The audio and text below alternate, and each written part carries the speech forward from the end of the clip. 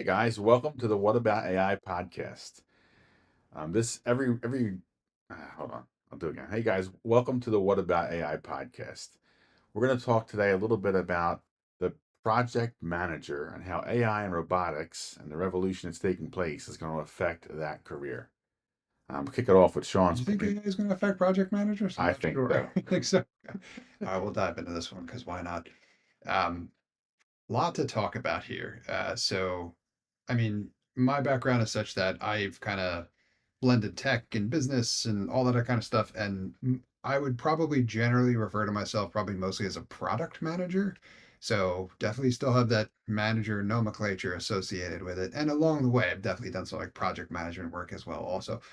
So what we've seen in, unfortunately recent weeks, months, and I feel like years at this point is the layoffs just keep coming, right? And they are coming fast and loose for just about everything that they can.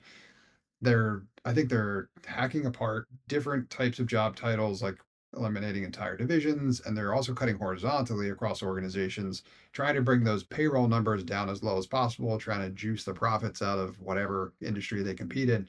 And I think one of the ones at or near kind of the top of that list is anybody that might fall into like that middle management category, of which I imagine there's probably got to be a big chunk of those that qualify as project managers. So at the same time, in terms of what the technology itself, I think is mostly pretty capable of and getting better at every day, is probably a lot of the work that project managers do on a regular basis. So, gathering inputs, producing different types of outputs, whatever the format may be, and I think now, as opposed to where a lot of that work was done by people, I think more and more companies are looking for opportunities to kind of leverage technology to do as much as that as it possibly can so that it can reduce their workforce and the numbers as much as possible. As such, yeah, I think we're likely to see some significant disruption to the way project management is has been done and the way it's probably going to be continued to be done in the Oh, future. big time. Yeah. There's a notion that no one needs project managers. I don't think that's true. I mean, I've seen both sides of it, right? So I am just by nature disorganized or organized in my own way. Like I have stacks of paper on my desk and my drawers look insane. But if you ask me to find something, I can tell you exactly where it's at. So I have my own methodology. But software developers generally, more often than not, think they don't need a project manager. They're doing all the work. They know what has to get done. They're fine. I don't think that's true. I think you need to have someone that's kind of coordinating it all. And I think that is kind of the saving grace or what will protect project managers that know how to adopt AI. You're still going to have someone that can orchestrate the work, Yeah. and that becomes their new role. It's not keeping tabs on Bob or Sally. It's making sure that all the different individuals and maybe even agents, because that's the future, are working together cohesively to build towards whatever the end goal might be. And you're going to consistently have times where I see it now. I'm going to be running 4 or 5 agents in Claude Code, and they're all going in different directions, not checking in with each other. There's no one orchestrating that or controlling that. It becomes me. So if project managers want to survive with all the changes that are taking place, they have to kind of take a step further in the orchestration direction and kind of step away from being a babysitter Yeah. and keeping tabs on individuals. Indeed. Well said. I think you kind of got to get back to the core of that function, right? In terms of where can you have the most dramatic input productivity wise and to the bottom line. I think also project managers are likely to be subject to probably going to be pretty easy targets, unfortunately, for exactly what we're talking about now. So trying to kind of get rid of or reduce those numbers and force as much as possible. So that puts project managers like a bit at a disadvantage, but I completely agree. The function, the role, the purpose is critically important. Without it, like you're not going to get anything done at a company, basically. So that organization is really important, but it needs to be done differently. So I think like we talked about other roles in this podcast and stuff like that too. But the expectation, I'm just guessing, is that any individual project manager at the moment, whether your company's there yet or not, I think is kind of irrelevant. I think inevitably they will get here. And what I mean by here is they're going to be expecting you to do exponentially more than you have before. So if you manage, 2 projects now, that's going to be 4 in the future. If you manage 4, that's going to be 8, without any additional capacity. or resources beyond this tech. So what the AI itself can do and what it's capable of. So I think to try to get ahead of that as much as possible, I'm thinking of it from your perspective as in like, I want you to be able to prove to anyone who's, potentially going to be coming your way or making you interview for your job or whatever, if you get laid off or something like that, that you are as productive as a project manager can be when you're leveraging this technology and what it's capable of.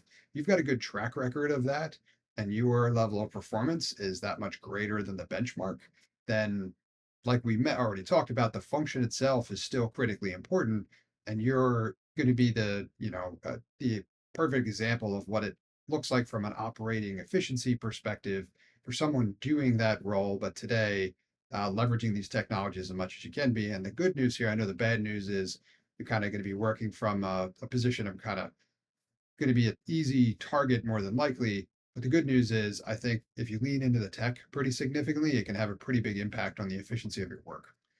That unfortunately, Sean's right. That's you should be concerned. So one of the earlier podcasts you mentioned, like scared but sensible. There are ways to get around and adapt to all the AI automation that's coming. And if you're not like most program managers were never coders, and some had dabbled in product management but don't really know it. That seems to be the path a lot of project managers want to go, is like from project management to product management. I haven't seen that work out all that many times. It has worked out a few, but that's probably not the ideal path for a project manager at this point in time. It's becoming that orchestration manager.